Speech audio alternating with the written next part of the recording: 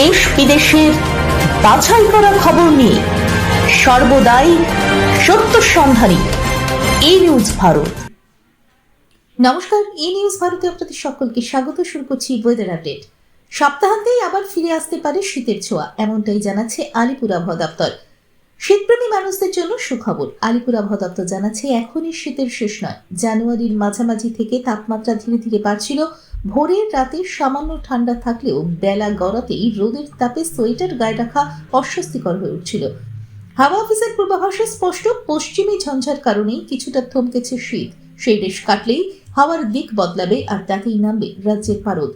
জানা গিয়েছে কলকাতার সর্বনিম্ন তাপমাত্রা 14 ডিগ্রির ঘরে পৌঁছতে পারে। পশ্চিমের জেলা বাঁকুড়া, বীরভূম, পশ্চিম বর্ধমানের তাপমাত্রা 10 থেকে 11 ডিগ্রির মধ্যে নামার সম্ভাবনা।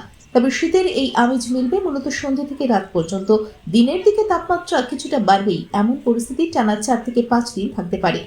রাজ্যের কোথাও বৃষ্টির কোনো সম্ভাবনা নেই। সকালে হালকা কুয়াশার পূর্বাভাস রয়েছে।